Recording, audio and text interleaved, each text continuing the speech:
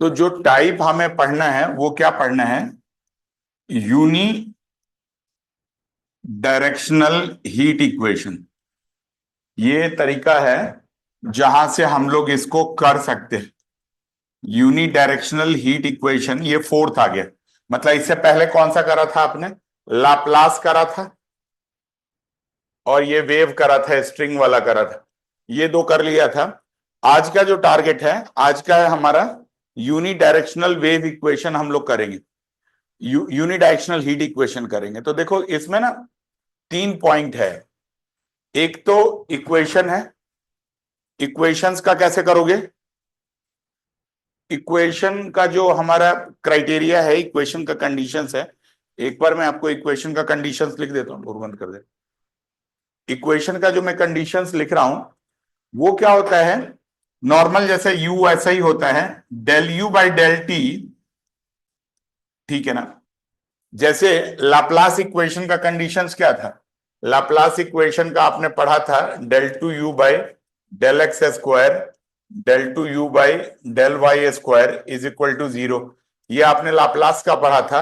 वैसे ही जब हम लोग वन डायरेक्शनल हीट इक्वेशन की बात करते हैं तो इसका फॉर्मूला होता है del two u by del t is equal to a square del two u by del x square. ये है आपका हीट इक्वेशंस का वन डायरेक्शनल हीट इक्वेशन है। यूनिडायरेक्शनल बोल लो, वन डायरेक्शनल बोल लो, एक ही बात है। ये हमारा हीट इक्वेशन है। अच्छा, जैसे पहले हमारे पास सॉल्यूशन होता था, हर इक्वेशन का 3 सॉल्यूशन होता था, वैसे भी इसका भी 3 सॉल्यूशन होगा। कौन सा होगा? एक ये, एक जो पहला सॉल्यूशन होगा वो दोनों के टर्म में मैच करके आएगा। दोनों के टर्म में कैसे मैच करके आएगा? तो वो मतलब C1 C2 के टर्म में आप कैलकुलेट कर पाओगे। तो जो फर्स्ट इक्वेशन है वो है हमारा u is equal to C1 plus C2x, जो आप पहले भी करते थे। तो ये पहला इक्वेशन है। जो दूसरा इक्वेशन है, इनमें ए का कोई इंपैक्ट नहीं आता है। जैसे ए क्या है क्या नहीं है उसका कोई इंपैक्ट नहीं आता। जो दूसरा इक्वेशन है वो हमारा है सब वही, बट उसमें ना ई के टर्म में आपको सॉल्व करना होगा। जैसे e raise to power minus a m square t, और ये आ जाएगा C1 cos m t plus C2 sine m t. कहोगे सर ये m कौन सा आ गया? पहले तो p लिखते थे। हाँ, डिस्टिंग्विश करने के लिए कि आपको भी याद रहे तो आप इसको m के टर्म में लिख लो। मतलब p भी लिख लोगे तो कोई फर्क ही नहीं है, वो p की वैल्यू भी हम पहले निकालते थे। ये a कौन सा है? ये a यहां का है, और एक दूसरा एक कांस्टेंट वेरिएबल हमने m इंट्रोड्यूस कर लिया है। बाकी t है ही आपके पास, और ये हमारे पास ये दूसरा वाला पार्ट है। तो ये हाँ, एक गलत हो गया। ये t यहां पे है, यहां पे x आ जाएगा, तो यहां पे x और यहां पे x लिख पाओगे। तो ये दो इक्वेशन है जो आपको, ये दूसरा कंडीशंस है। ठीक है ना? और जो तीसरा कंडीशंस है वो हमारा क्या होता है? थर्ड कंडीशंस होता है। ये भी ना जैसे e raise to power a m square t आ जाएगा, और ये भी e में आ जाता है, e raise to power mx plus e raise to power minus mx। ये वही कंडीशंस है जो आप यूज कर लेते हो। पहले याद करो, जैसे m हमारा रियल हो जाता था, ये कुछ ऐसे ही होगा। जैसे मान लो अगर m पॉजिटिव होगा तो ये वाली वैल्यू आ जाएगी। अगर m नेगेटिव, मतलब m स्क्वायर वाला जो लैम्डा इज इक्वल टू करते थे वो, बट आप उसमें मत जाओ। आप तो बस ये 3 का 3 कंडीशंस याद रखा करो। तो मैं चाहूंगा कि एक बार आप 1-2 मिनट लगा के इसको एक बार लिख लो, कि आपको सारा का सारा कंडीशंस पता चल जाए। मैं साइड हो जाता हूं, कि एक बार आप कंडीशंस लगा के लिख लो। फिर इनके देखो, इनमें हर क्वेश्चन में आपको 2 ही टाइप का मिलता है। एक जिसमें फोरियर लगाने की जरूरत होती है, और एक जिसमें इनिशियल कंडीशन से ही हो जाता है। एक बार ये फटाफट लिखो, फिर मैं आपको कराता हूं। हाँ, ये भी ए स्क्वायर भी कर लो, कंफ्यूजन ही खत्म हो जाएगी। यही वो जो टर्म है, वैसे तो कई जगह सी भी लिख लेते हैं, लेकिन आप सीधा जो ए स्क्वायर है, ए स्क्वायर को कॉपी कर लो। इस टाइप से आप कर पाओगे, सीधा सीधा आपका इक्वेशंस आ जाएगा।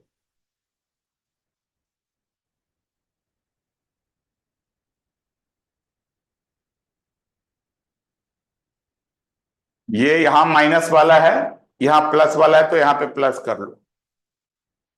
अब ये आपका फाइनल करेक्ट आंसर है। इसको याद रखना है बेटा, गोटा लगाओ इसका कि कंडीशंस आ जाए तो आप इसको कर सको। यहां हटा ही देता हूं प्लस।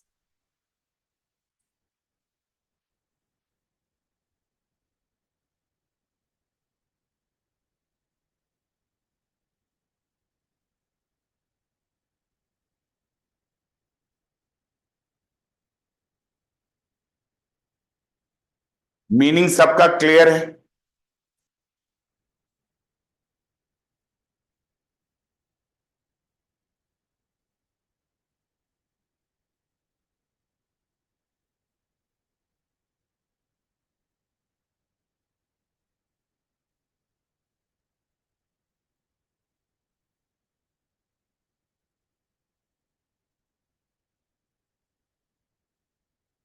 ठीक है।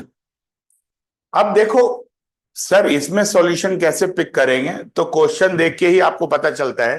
लेकिन अगर इनिशियल कंडीशन में कहीं साइन कॉस हो जाए, जैसे लाप्लास में तो हम इन्फिनिटी देख के पता कर लेते थे, लेकिन अगर इनिशियल कंडीशन में कहीं पे भी साइन कॉस हो जाए, तो ये सेकेंड वाले को ही आप प्रेफर करो, थर्ड वाले को मत प्रेफर करो। आप किसको प्रेफर करो? सेकेंड वाले को। अब जैसे मैं क्वेश्चन आपको लेके कराता हूं जो एग्जाम में आ रखा है, ये कंडीशन ये है, थिन मेटल। इसमें क्या है आपके पास कंडीशंस में क्या है? थिन मेटल रॉड है, ऐसे दे रखा गया,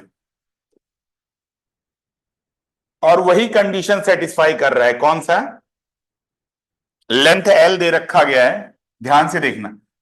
thin metal rod of length L, ये पूरा क्वेश्चन मैं लिख ही देता हूं कि आपको कंफ्यूजन ना हो। लेंथ एल दे रखा गया है, विद बोथ एंड्स इंसुलेटेड। मतलब बोथ एंड इंसुलेटेड, मतलब वहां पे जो टेम्परेचर है वो 0 है। With both and insulated, both and insulated है।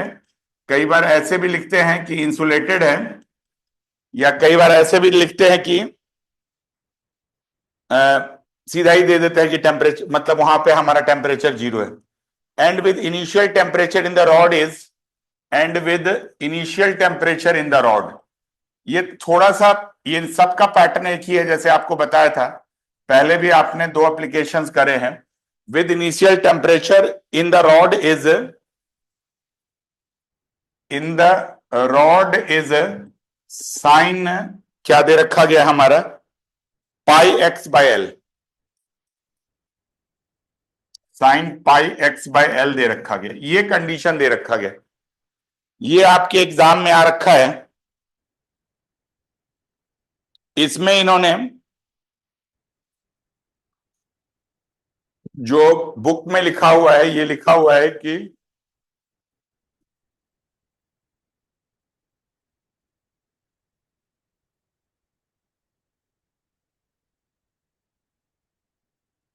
कुछ प्रॉब्लम आ रही है क्या?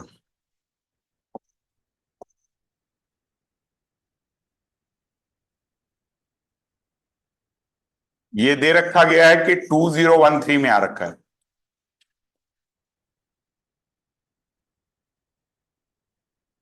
ठीक है, ये आपको क्वेश्चन दे रखा गया। अब कैसे करोगे क्वेश्चंस को, कैसे करोगे? तो सबसे पहले तो वही कंडीशंस लगाओ जो आपका हीट वाला एक कंडीशंस होता है। क्या है? सॉल्यूशन से स्टार्ट करने के लिए del u by del t करोगे तो क्या लिखोगे? A square del two u by del x square. यही मान लो ये हमारा हीट इक्वेशन है।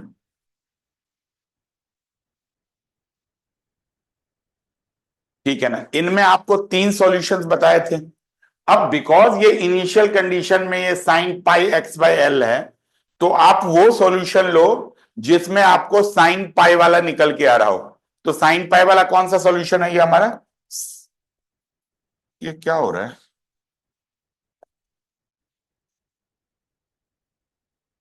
साइन पाई वाला हमारा सेकेंड सॉल्यूशन है।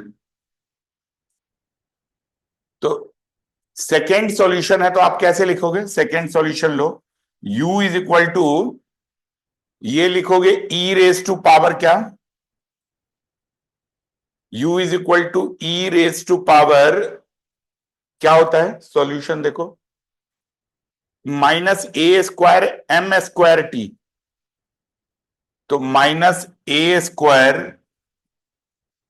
एम स्क्वायर टी, और क्या है आपका c one cos m x plus c two sine m x.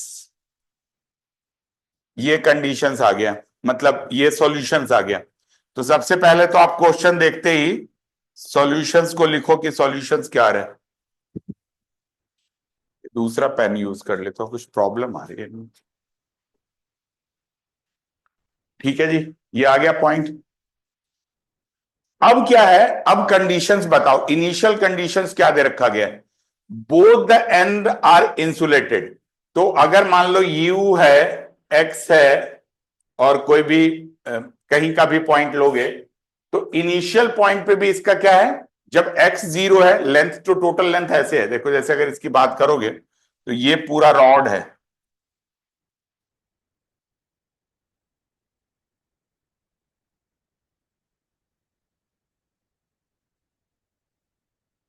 ये पूरा हमारा रॉड है।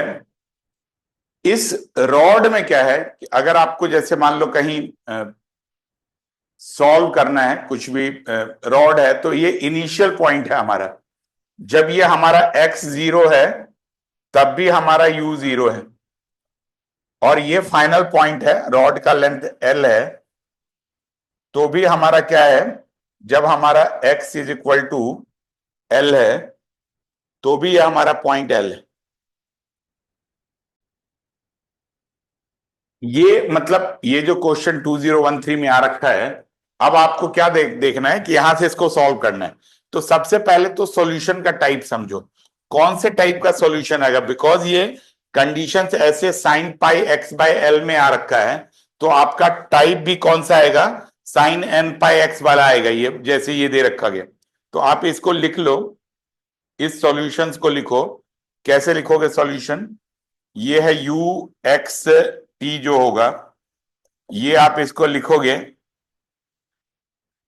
अगर आप यू एक्स टी का लिखोगे तो कैसे करोगे बताओ, यू एक्स टी का ई रेज टू पावर, है ना, नेक्स्ट पेज पे ही लिख लेते हैं, थोड़ा सा इस पे जगह कम है। यू एक्स टी का लिखोगे, क्या है कंडीशंस बताओ, यू एक्स टू का, यू एक्स टी का लिखोगे,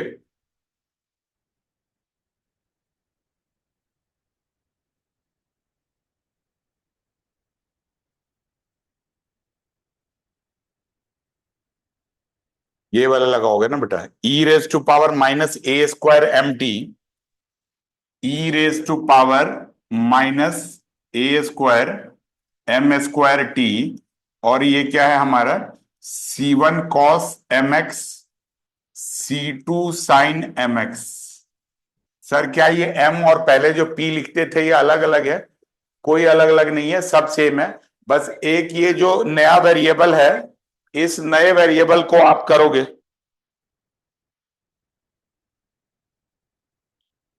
तो आप लिख पाओगे इसको, e raise to power minus a square m square t c one cos m x plus c two sine m x.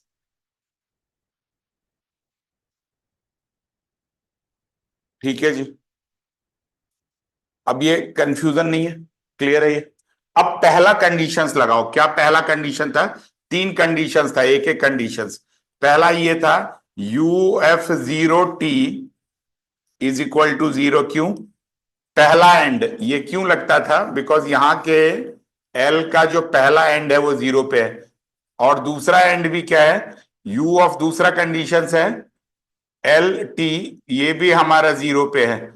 और तीसरा कंडीशंस क्या था, जब टाइम जीरो था तब एक्स की वैल्यू क्या थी हमारी, क्या थी, दिया हुआ है क्वेश्चन में, sign pi x by l, ये हमारी वैल्यू थी। साइन पाई, साइन क्या था, पाई x by L.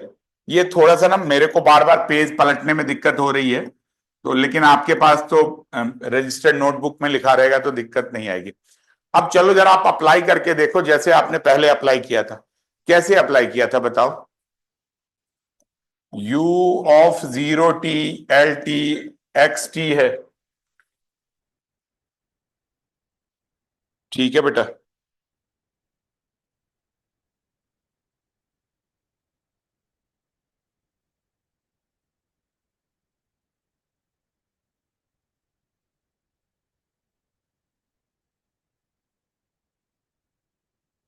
u of 0t है, u ऑफ एल टी है, u ऑफ एक्स 0 है, ये तीनों पॉइंट है। पहला कंडीशंस लगाओ तो क्या आएगा बताओ। u ऑफ x क्या है, x तो 0 ही है, 0t रखोगे तो ये 0 हो जाएगा, तो इधर का कंडीशंस लगाओ देखो जरा। -a² m² t आ गया। ठीक है जी। और क्या होगा, करो कैलकुलेट करके बताओ कि कौन सी वैल्यूज आएगी आपकी।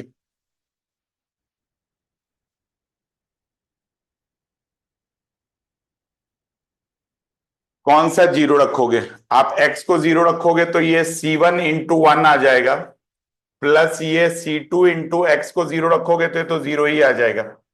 तो इसका मतलब आपके पास यहां से क्या आ जाएगा, ये तो 0 है तो c1 0 आ जाएगी। एक कंडीशन तो आपकी यहां से आ जाएगी, c1 0।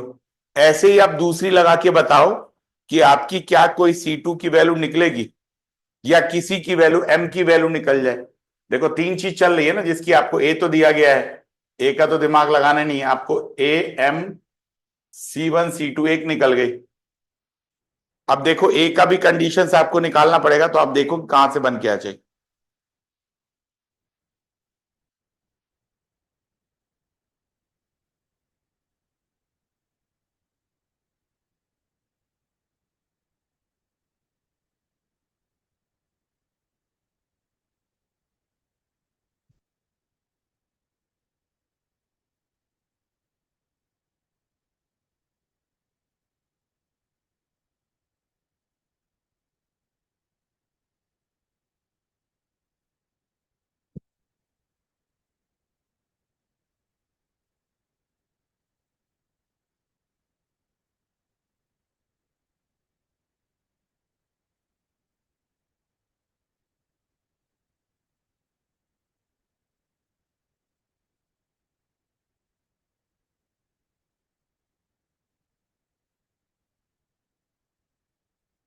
दूसरा किसी ने करा है क्या, सेकंड करके देखो, आप बताओ क्या आ रहा है।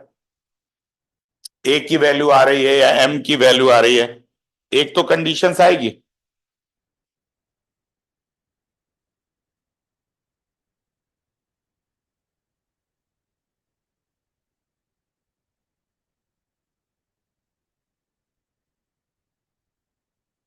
अब जब आप दूसरा लगा रहे होगे तो C1 को तो एलिमिनेट ही कर दो ना, C1 जब है ही नहीं तो आप एलिमिनेट करके देखो।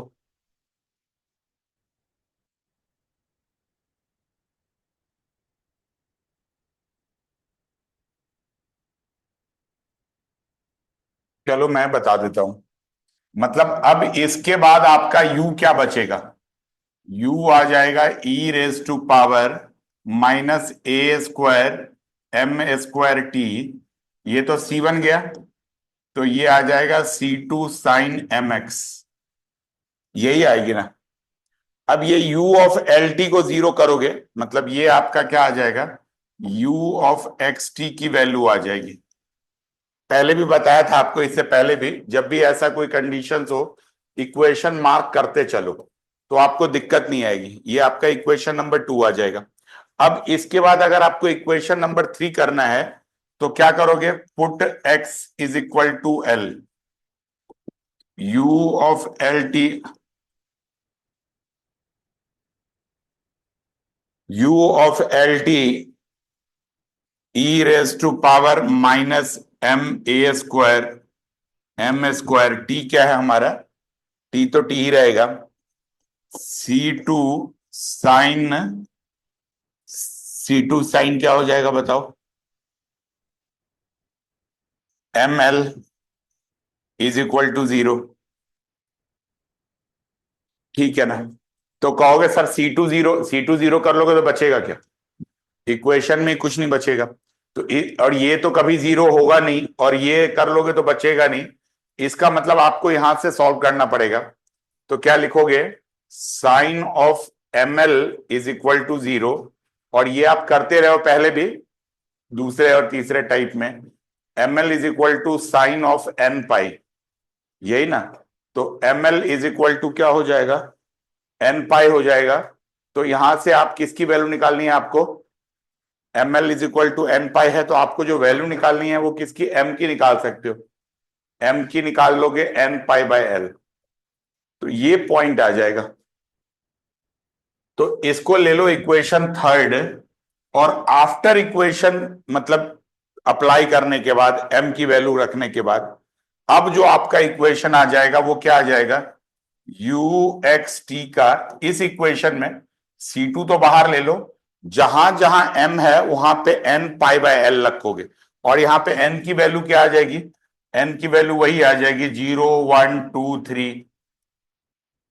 आप नेगेटिव नहीं लेते हो, पॉजिटिव वाला ही लेते हो, तो क्या लिखोगे यहां से बताओ, u ऑफ एक्स टी करोगे तो C2 आ जाएगा e raise to power a square, m के जगह पे क्या लिखोगे, आराम आराम से लिखना, n पाई बाई l का m स्क्वायर, तो n square pi square l square m square t,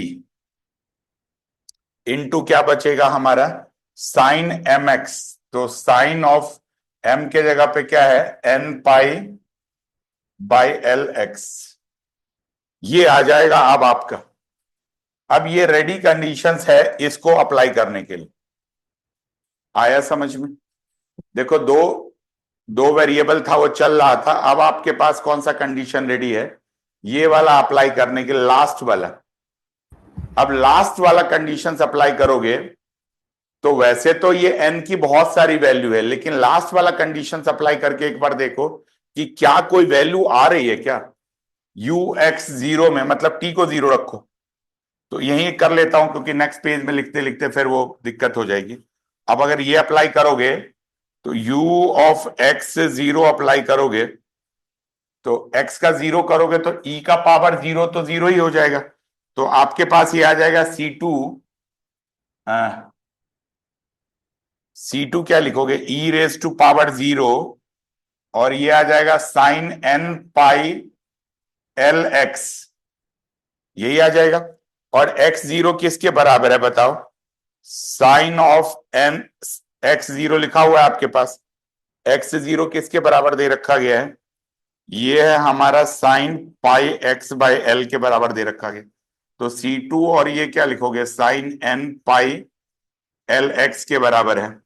तो C2 तो वैल्यूज निकालनी है आपको, C2 एक तरह से कांस्टेंट है ना, जो किस पे डिपेंड करेगा, ओनली ऑन n पे डिपेंड करेगा। तो यहां से अगर C2 की वैल्यू निकालोगे, n की वैल्यू निकालोगे, तो n की एक ही वैल्यू आएगी, क्या आएगी, अगर आप इसको कंपेयर कर लोगे इससे, पाई एक्स बाय एल है यहां पे, तो इसका मतलब n की वैल्यू 1 आ जाएगी। तो ये जो है, ये जो C2 है, ये बस सबके लिए नहीं लगेगा, किसके लिए लगेगा, एक ही n के लिए लगेगा। तो एक ही n के लिए लगेगा, तो जहां जहां पे आपकी C2 की वैल्यू है उसको एक सिंगल n लगा के कर सकते हो। तो जो आपका सॉल्यूशन वैसे क्या होता है, वैसे जो सॉल्यूशन होता है, चलो पहले n की वैल्यू 1 आ गई, वैसे सॉल्यूशन आपका ये होता है, u एक्स टी, अभी तक क्या हो रहा था पहले उसकी बात कर लेते हैं, जो लिखा हुआ है उसको लिख लेते हैं। अभी तक आपका ये था C2 e raise to power, अभी बड़े बड़े इक्वेशन होता है ना, लिखने लिखने में टाइम बहुत लग जाता है, a square n square pi square by l है, ठीक है ना, एम स्क्वायर टी है। तो n की वैल्यू आपकी फिक्स हो गई, n की वैल्यू 1 ही आ गई, n की वैल्यू 1 आ गई तो क्या लिख लोगे, सीधा सीधा लिख लोगे माइनस ए स्क्वायर, n में जाओ मत, ठीक है ना, या लिख भी दोगे तो कोई बात नहीं, a square n square pi square by l, a square n square pi square by l square t है ना शायद, हाँ जी, l square m square t, l square m square t है, और साइन एन, साइन हमारा n के जगह पे वैल्यू रख लोगे तो क्या था ये, साइन एन के जगह पे 1 ही रख लो, तो पाई एल बाय एक्स है। पाई पाई बाय एल एक्स है। एन के जगह पे रख लो, पाई बाय एल एक्स है। यहां पे भी एन हटा दो, खत्म ही करो काम। तो ये C2 आ गया। C2 लिख लो या कांस्टेंट लिख लो। तो ये आपका पूरा का पूरा हीट इक्वेशंस का फाइनल सॉल्यूशन आ जाएगा। कहोगे सर इसमें हमें एन की बहुत सारी, क्या हमें सारी वैल्यू निकालनी पड़ेगी? आपको पता है नहीं, ये जो होता है ये फोरियर कॉफिशिएंट ही होता है। ये bn के बराबर होता है। चाहो तो आप लिख लो इसको, bn भी लिख सकते हो, लेकिन आपको पूरे में जाने की जरूरत ही नहीं। अगर n ही एक है तो ये वैल्यू भी एक होगी। तो ये आपका नेट आंसर आ जाएगा। इसमें ना आपको पूरा फोरियर सीरीज निकालने की जरूरत नहीं। तो 2 मिनट लगा के एक बार ये लिख लो, ये कंडीशंस। इतना ही लिख के आओगे तो 6 या 6.5 जितने मार्क्स का होगा वो आपको मिल जाएगा।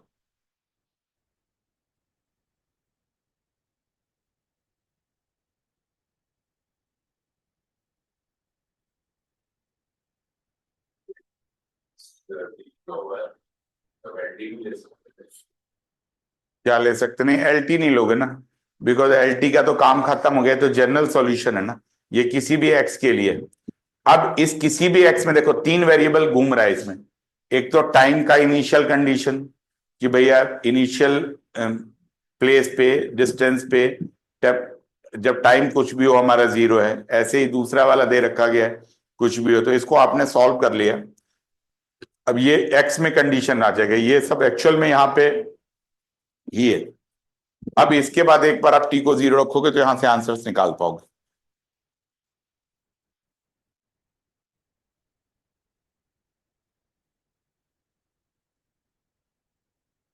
कहोगे सर पहले जब करते थे C2 का तब कैसे करते थे, वो मेथड से बता दो कि कंफ्यूजन ना हो। चलो पहले आप ये लिखो, फिर मैं वो मेथड बता देता हूं जब हम लोग फोरियर लेके करते थे। तो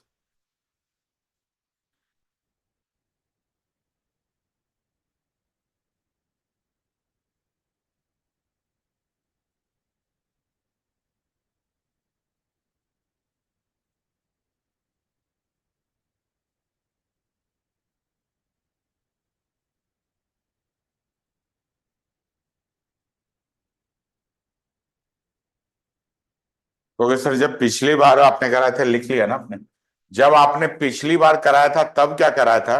तो पिछली बार हम लोग क्या करते थे ना, पूरी वैल्यू नहीं निकालते थे। जैसे मान लो ऐसे करते थे। अब C2 B पे ही डिपेंड करता था, तो इसके जगह पे फोरियर लगा लेते थे। UXT is equal to, because आपकी एन की वैल्यू जब भी आ जाती है ना 0 1 2 3 n, तो हम लोग क्या करते थे ना, C2 को, मतलब C2 n पे डिपेंड करेगा तो bn लिख लेते थे।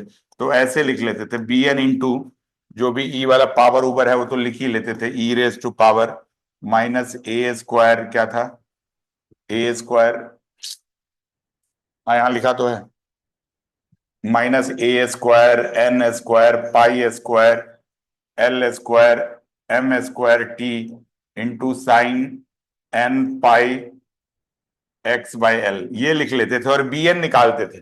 लेकिन यहाँ पे ना bn निकालने की जरूरत ही नहीं है। क्यों?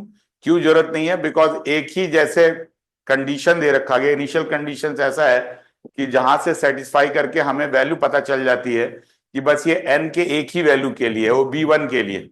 तो वही आप चाहो तो यहाँ पे b1 लिख सकते हो, नहीं चाहो तो कोई लिखने की जरूरत। समझ में आ गया ना? वो उसकी वैल्यू किसके इक्वल है, 1 के इक्वल है। तो आप सीधा सीधा आंसर्स निकाल सकते हो। ठीक है जी, आया समझ में? कांस्टेंट बाहर है तो इसको लिखो ना लिखो, मान लो ये कोई फॉर्मूला लिखो, अब ये कांस्टेंट बाहर से हट ही गया, 1 की वैल्यू है, तो यही आपका इक्वेशन आ जाएगा। C2 लिखो या B2 लिखो, B1 लिखो या नहीं लिखो, कोई फर्क नहीं पड़ता। ठीक है, तो ये कंडीशंस। अब क्या है, एक वो वाला करा देते हैं जिसमें फोरियर वाला लगेगा सीरीज। ठीक है ना, ये टाइप 2 है, इसके अंदर ही मतलब 1 डायमेंशनल हीट फ्लो इक्वेशन के अंदर जो हमारा है ये टाइप 2 है। टाइप 2 क्या है वही, मगर उसमें फर्क क्या है कि एक दो और कंडीशन दे रखा गया, तो जिनमें हमें इक्वेशंस लगाने की जरूरत पड़ती है। ये मैं आपको बता देता हूं कि कौन सा इक्वेशन दे रखा गया।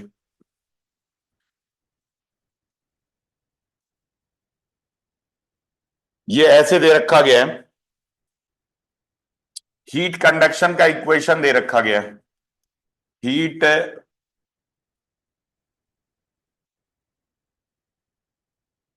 कंडक्शन इक्वेशन है।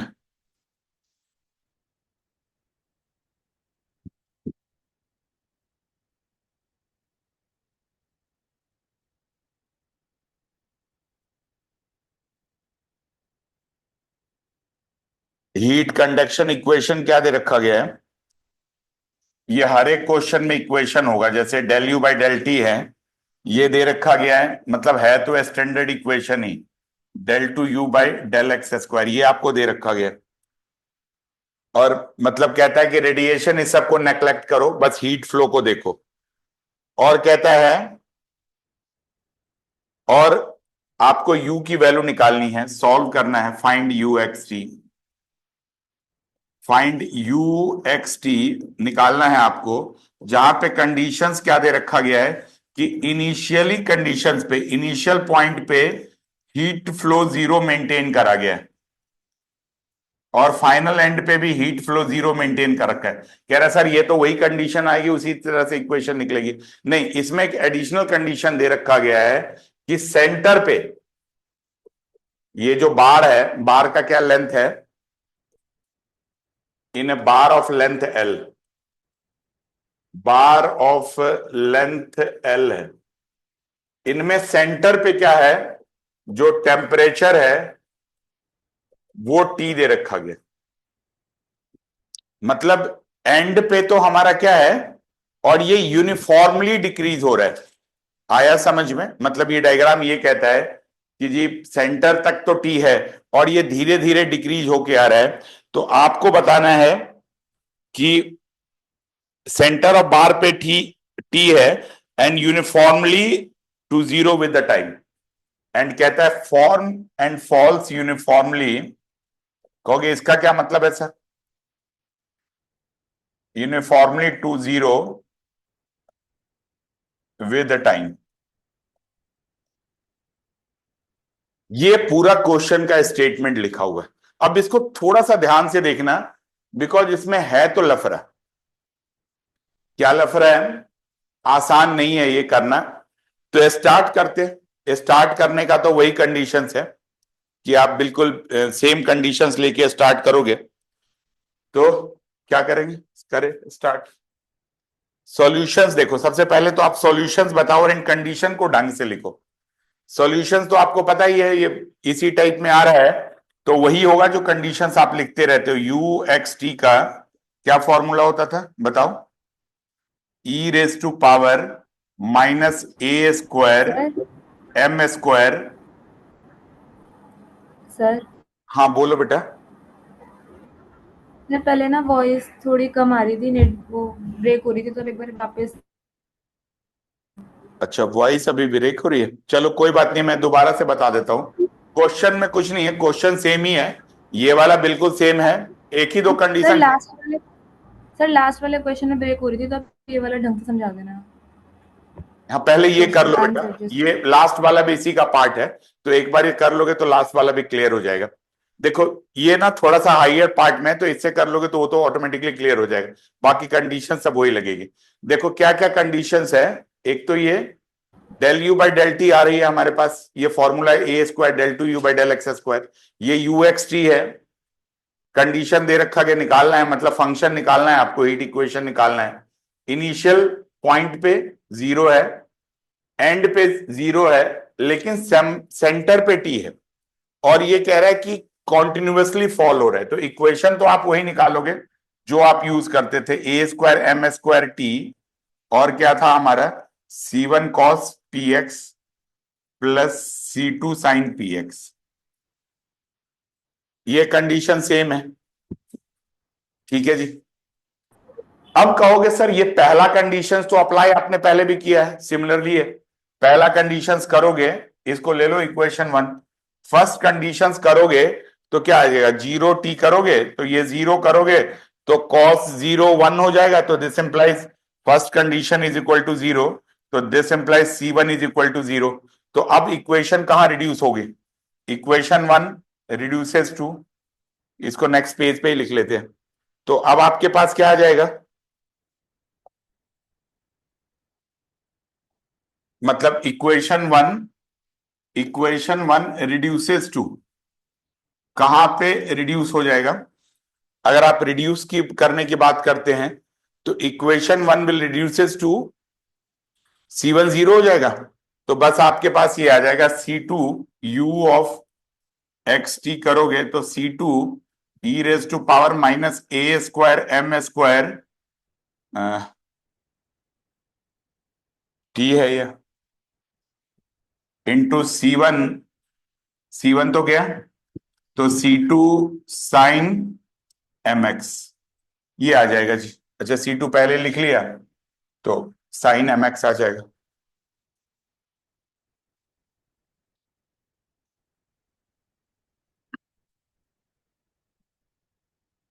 इसको ना उसी वेरिएबल में लिखो जो पहले भी आप लोग लिख रहे थे, सेम सेम mx में लिखो। वो मैंने लाप्लास वाला p लिख दिया, लेकिन कोई बात नहीं, आप सेम वेरिएबल में लिखो, ठीक है ना। तो याद मतलब कंफ्यूजन ना हो, इसलिए कहीं पे m ले लेते हैं, कहीं पे c ले लेते हैं, इस टाइप से आ जाएगा। अब क्या बनेगा इक्वेशन, ये C2 आ गया, ये हमारा साइन mx आ जाएगा। अब क्या करोगे, लाप्लास में l के जगह पे जीरो रखोगे, तो ये जैसे जीरो टी करोगे तो क्या हो जाएगा, ये भी वैल्यू जीरो ही आ जाएगी। तो जीरो करोगे तो आपका क्या कंडीशन आ जाएगा, सेम कंडीशंस लगाओगे तो C2 e raise to power minus m square t into ये sine of m L is equal to zero. तो ये आएगा नहीं जीरो, ये आएगा नहीं जीरो, तो यहां से आ जाएगा आपका m l sine of m L is equal to sine of n pi, और यहां से फिर कंडीशंस आ जाएगी आपकी m L is equal to n pi, तो कुछ भी वैल्यू निकाल लो, एम के जगह पे कर लो एन पाई बाय एल, ठीक है ना। ये तो सेम ही आ जाएगा, एन की वैल्यू आ जाएगी 1 2 3 आ जाएगी, मतलब वैल्यू आ जाएगी। अच्छा, जब भी ऐसे 1 2 3 आ जाते थे तो हम लोग क्या करते थे ना, सी को हम लोग किस में फोरियर में ट्रांसफर कर लेते थे, बिकॉज C2 ओनली ये कांस्टेंट किस पे डिपेंड कर रहा है, नंबर पे, n की वैल्यू पे डिपेंड कर रहा है।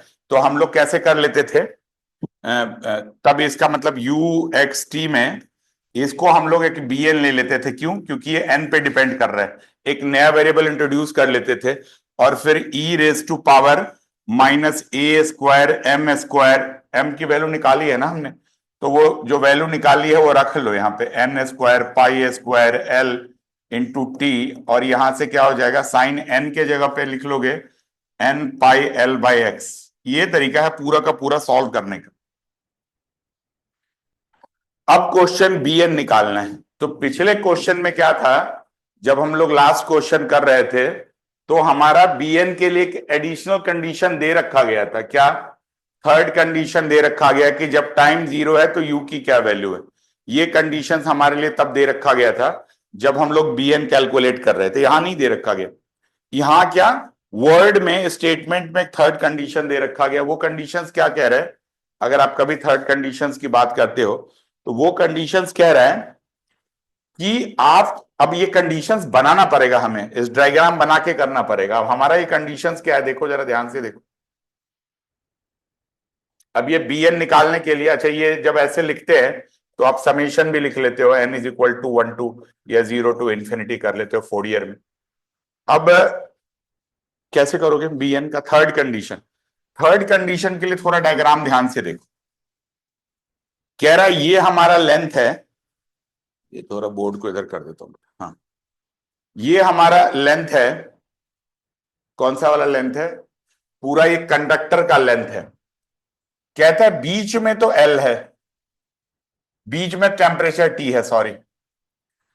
और क्या कह रहा है, यहां से धीरे धीरे जैसे आप, ये हमारा इनिशियल एंड है, ये x इज इक्वल टू 0 है, और ये हमारा x is equal to L है। सेंटर पे टेम्परेचर T दे रखा गया, मतलब ये सेंटर का पॉइंट होगा, और ये सेंटर का पॉइंट क्या है, हमारा डिस्टेंस जो होगा वो x is equal to L/2 होगा।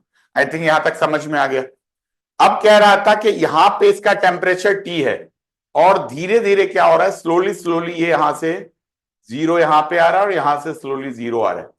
तो बिकॉज कंडीशंस दे रखा गया है यूनिफॉर्मली, तो कहीं भी अगर आपसे यूनिफॉर्म की बात करें तो एक ही स्लोप पे आएगा, सेम स्लोप पे आएगा, तो स्लोप का कॉन्सेप्ट आएगा तो स्ट्रेट लाइन आ जाएगा। ठीक है ना? तो अब आपको क्या करना है, bn निकालने के लिए आपको bn का फॉर्मूला पता ही है क्या होता है। bn का फॉर्मूला मतलब चलो bn के फॉर्मूले के बाद में यह बता ही देता हूं। bn का फॉर्मूला होता है आपका, क्या फॉर्मूला होता है, ये होता है 2/पाई, या अगर एल में बात कर लेते हो जनरल में, तो ये होता है हमारा bn का जो फॉर्मूला होता है वो होता है 1/l -l/l, या 0 to l करोगे तो आप ऐसे लिख लोगे, हाफ एंगल के लिए करोगे तो 2/l, और ये होता है हमारा fx sin n पाई x/l dx। ये bn का फॉर्मूला होता है। तो आपको ये f तो चाहिए होगा ना, फंक्शन तो चाहिए होगा, तो फंक्शन कहां से आएगा, फंक्शन यहां से बन के आएगा। देखना, यही रीजन है कि कॉलेज वॉलेज में तो मतलब नोट दे देते हैं, कराने की हिम्मत भी नहीं करते, भैया पढ़ लो समझ में आता है तो। बट मैं एक आपके साथ कोशिश ये कर रहा हूं कि शायद ये समझ में आ जाएगा तो मुश्किल नहीं, क्योंकि जितने भी इक्वेशन करो सब में पहला दूसरा C1 C2 तो आराम से निकल जाता है। ये थोड़ा सा कॉम्प्लिकेटेड है, तो एक बार बताने की कोशिश करता हूं, समझ में आ जाएगा, कोई ज्यादा दिक्कत नहीं आएगी। अब देखो, आपको ये वाला इक्वेशन निकालना है, कौन सा, ये वाला, यहां पे ये फंक्शन ये जा रहा है, एक तरह से फंक्शन ये जा रहा है, यहां पे इधर का ये फंक्शन डिक्रीज होके आ रहा है। तो ना इनमें देखो एक तरीके से कि कॉन्सेप्ट लगेगा स्लोप का। कैसा, अगर इस लाइन का इक्वेशन निकालना है तो ये लाइन क्या है तो स्ट्रेट लाइन ही। तो एक बार मैं इसका स्लोप बता देता हूं। स्लोप कहने का मतलब देखो, यूनिटरी मेथड से निकाल लो, स्लोप में ज्यादा जाओगे तो फिर और कंफ्यूज होगे कोऑर्डिनेट ज्योमेट्री में। अगर मान लो टी है और वो l/2 लेंथ तक में आकर के जीरो होती है, कोई भी चीज टी से जीरो होती है l/2 लेंथ तक में आकर के, तो इसका मतलब पर यूनिट फॉल क्या हो रहा है, पर लेंथ फॉल क्या हो रहा है, तो पर लेंथ जो फॉल होएगा वो हो जाएगा t/2l, नहीं t/l/2।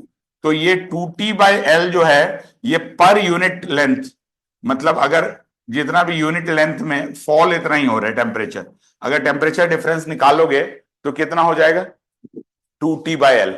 समझ में आ गया, किसी भी डिस्टेंस में x से यहां जाओगे l तक में ये फॉल हो रहा है, टोटल t था, और इतने डिस्टेंस में ये 0 के बराबर हो रहा है, तो डिफरेंस कितना हो रहा है तो वही स्लोप का कॉन्सेप्ट, पर स्लोप से नहीं करवाना चाहता मैं, सीधा सीधा मेथड से आपको करवाना चाहता हूं। तो कहां का होगा, ये टोटल t है, मतलब ये मान लो यहां से यहां तक t है और ये l/2 में डाउन हो रहा है, खत्म हो रहा है, तो पर यूनिट फॉल कितना होगा t/l/2, तो 2t/l आ जाएगा। तो ये हमारा यूनिट का फॉल आएगा। अब कहता है अगर मान लो यहां से हम x डिस्टेंस आगे बढ़ते हैं या और भी थोड़ा डिस्टेंस आते हैं, तो जितने यूनिट का ये यूनिटरी पर यूनिट का आ गया, तो अगर इधर से इधर जाओगे तो उसको x से मल्टीप्लाई कर लोगे, तो ये हमारा u आ जाएगा, u ऑफ xt आ जाएगा, या मतलब फंक्शन आ जाएगा। ये किसके बराबर हो जाएगा, ये 2t/l x, जब हमारा x 0 से l/2 जा रहा है तब ये रूल होगा। एक बार ये जरा सोच के देखो कि क्या ये आपको समझ में आ रहा है। ये इंपॉर्टेंट पॉइंट है, उस क्वेश्चन में बस इतना ही है फर्क है कि उस क्वेश्चन में सीधा वैल्यू था तो आपकी वैल्यू निकल जा रही थी। आप एक बार ये सोच के देखो कि क्या ये आपको समझ में आ रहा है कि पर यूनिट फॉल का कॉन्सेप्ट समझ में आ रहा है क्या। यस।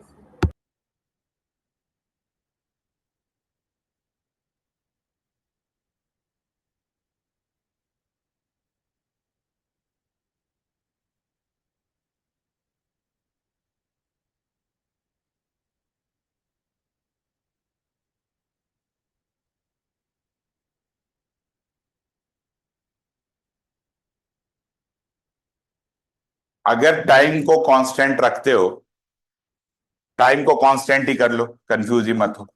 अगर टाइम को कांस्टेंट रखते हो तो ये ऐसे ही है, यहां तो फॉल है, लेकिन जब आप इधर से जाओगे तो अप ही होगा ना ये। मान लो कोई इनिशियल 0 से, जैसे मान लो 1 मीटर पे गया तो कितना आ जाएगा 2t/l इंटू 1 आ जाएगा, 2 मीटर पे गया तो 2t/l इंटू 2 आ जाएगा, ऐसे टेम्परेचर आ जाएगा। तो ये आपका टेम्परेचर आ गया जब आप 0 से l/2 में जा रहे हो। और दूसरा टेम्परेचर कब, जब आप लिमिट देख लो, जब आप रिवर्स आ रहे हो, अब यहां से मतलब यहां से इस पॉइंट पे जा रहे हो, मतलब जब x की वैल्यू l/2 से लेके l तक जा रही, तब क्या होगा, तो होगा तो यही 2t/l, लेकिन अब ना ये डिस्टेंस माइनस में आ जाएगा, नेगेटिव में आ जाएगा, फॉल हो रहा है। यहां तो अप ही हो रहा था, इधर जा रहे थे तो इंक्लिनेशन अप थी, यहां जा रहे थे तो स्लोप डाउन है। तो स्लोप डाउन है तो उसके जगह पे क्या लिख लोगे, L-x लिख लोगे। तो ये हमारा थर्ड कंडीशंस आ गया। आई थिंक ये मैं बता पाया आपको, और नहीं बता पाया तो y2 minus y one by x2 minus x1, y minus y one is equal to m x minus x1, वो वाले स्लोप से इसका इक्वेशन निकाल सकते हो। बट ये मेथड बेस्ट होता है, इसमें क्या होता है कि आपको ये इसका स्लोप निकाल लिया 2t/x, यही होगा ना स्लोप।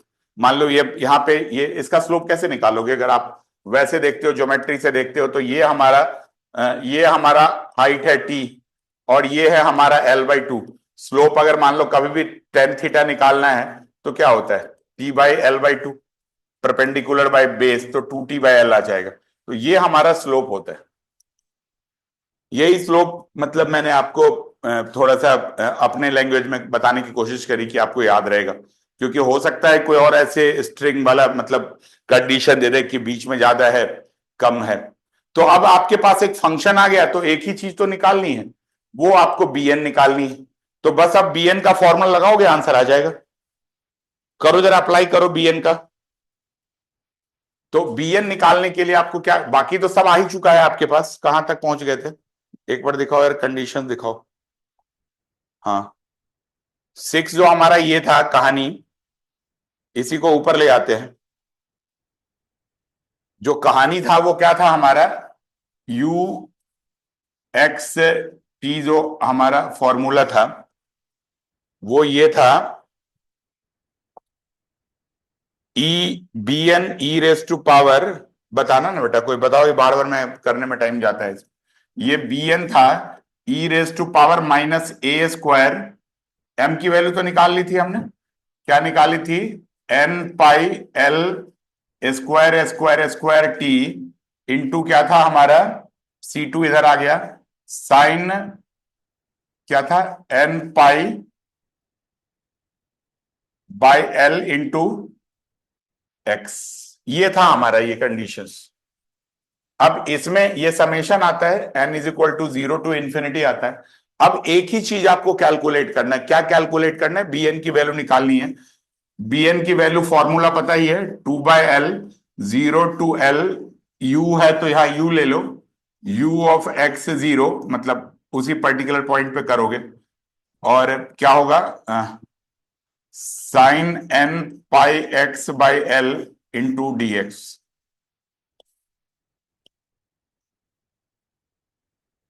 ठीक है,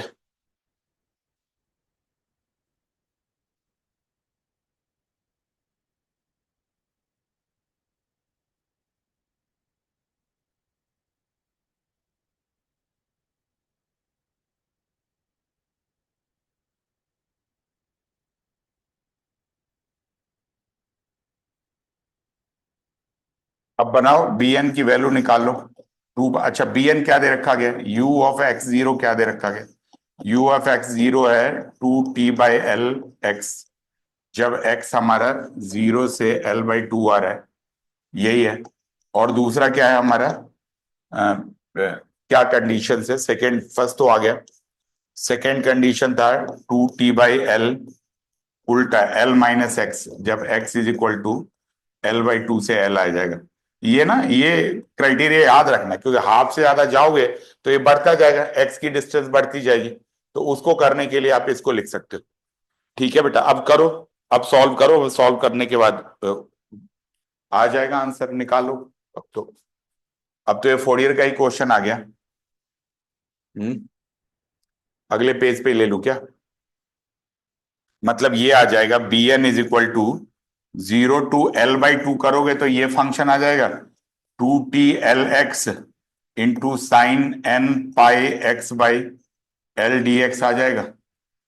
और फिर क्या हो जाएगा, दूसरा वाला L/2 to L, 2t L, ये x के जगह पे क्या लिखोगे बताओ, 2t L x के जगह पे,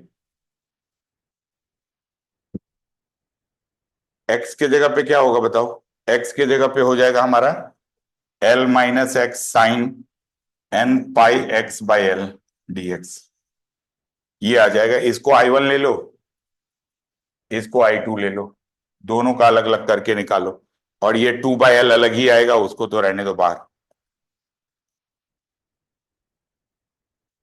मतलब आप लिख लो 2/L I1 प्लस I2।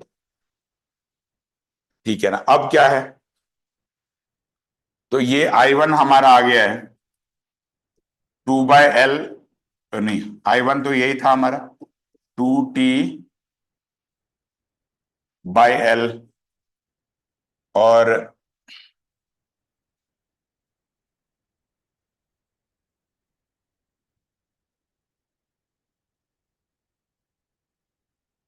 ठीक है ना, L एक्स, एक्स कहाँ है, हाँ एक्स है ना यार,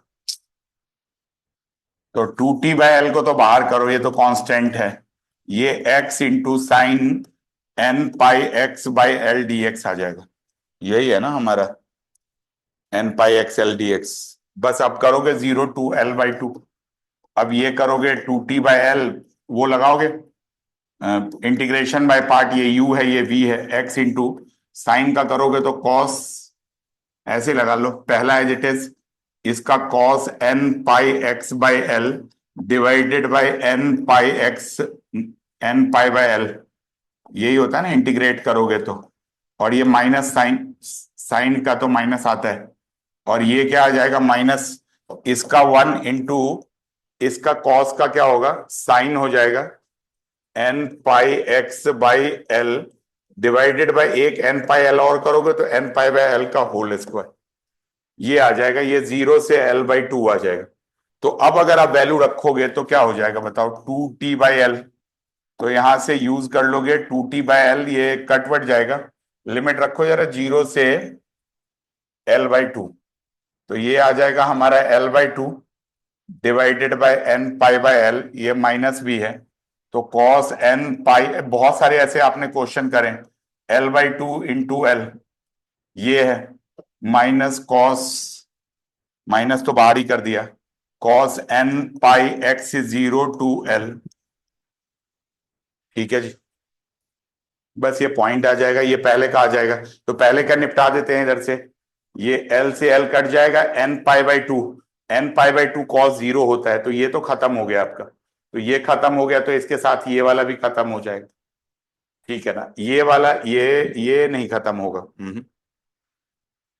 ये cos 0 1 आ जाएगा, तो इसका मतलब ये पूरा इसके साथ वाला तो नहीं खत्म हो जाएगा, ये कर लोगे 2T/L, और उसके बाद ये हमारा आ जाएगा -L²/2 N π, और ये cos 0 -1 है तो प्लस आ जाएगा, तो पहले ब्रैकेट से तो आपका ये आ जाएगा।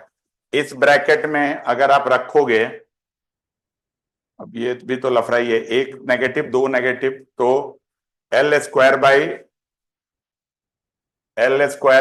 N π का स्क्वायर आ जाएगा, नहीं ये तो L² क्यों आया, तो L ही है,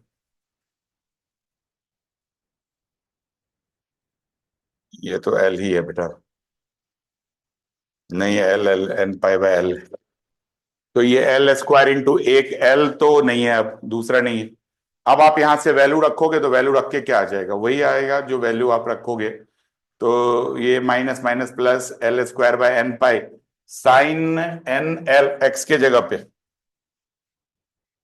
N πx के जगह पे रखोगे L/2/L, तो ये N π/2 आ जाएगा, -0 वाला 0 हो जाएगा, तो एक यहां से भी बच जाएगा।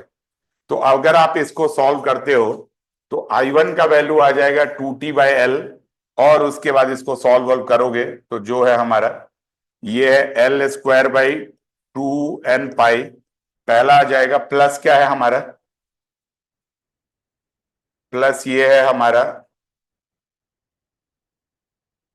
ये तो N π/2 तो पता नहीं ना, N π/2 प्लस भी हो सकता है माइनस भी हो सकता है, तो उसको आप लिख लो, कोई बात नहीं, N π/2 के टर्म में लिख लो, L² N² साइन N π/2, ये एक पार्ट आ जाएगा। ऐसे ही आप इसको दूसरा भी कैलकुलेट करोगे, सिमिलरली आप I2 कैलकुलेट करोगे और दोनों को ऐड कर दोगे तो Bn आ जाएगा। मतलब आपको क्या करना है, सिमिलरली I2 को कैलकुलेट करोगे, I2 क्या हो जाएगा हमारा, 0 से क्या है क्वेश्चन, L/2 से L, और क्या हो जाएगा, और क्या था हमारा, L-X, L-X इंटू 2T/L है, और इंटू क्या है हमारा, साइन N πx/L dx। तो इसको कैलकुलेट करोगे, कैलकुलेट करके ये I2 आ जाएगा, फिर जो नेट Bn आ जाएगा वो आ जाएगा हमारा, क्या था, 2/L I1 + I2। और वो Bn की वैल्यू कहाँ कर दोगे, उसको सब्स्टिट्यूट कर लोगे इक्वेशन में, तो आंसर आ जाएगा। कौन से इक्वेशन में करना है, जो सबसे लास्ट में इक्वेशन हमने मार्क करा था, कहाँ था ये, इसका कोई भी नाम दे दो, ए दे दोगे, तो अगर इसमें सब्स्टिट्यूट करोगे Bn की वैल्यू तो आ जाएगी। बट ये ना मुश्किल है थोड़ा सा, मतलब तो बाकी तो चॉइस पे डिपेंड करेगा। अगर दो चॉइस दे रखा गया है और जिसमें लग रहा है कि थर्ड कंडीशन साइन वाइन के टर्म में दे रखा गया है, तो उसको ट्राई करने की कोशिश करो। अदरवाइज इसमें क्या है ना, एक इसके अंदर एक और फोरियर वाला पार्ट आ जाता है, तो आपके लिए वो कर पाना थोड़ा सा मुश्किल होएगा। तो अब मैंने ना टोटल ये 4 टाइप के जो भी क्वेश्चन थे, पहला तो नॉर्मल सेपरेबल वेरिएबल वाला था, बाकी ये तीनों टाइप का ये क्वेश्चंस करा दिया है। अब आपको ना इन पे थोड़े ऐसे ही क्वेश्चंस की मैंने PDF भेज रखी है, उनकी आपको ना थोड़ी प्रैक्टिस करनी पड़ेगी। प्रैक्टिस कर लोगे तो हो सकता है कि आपका कंक्लूजन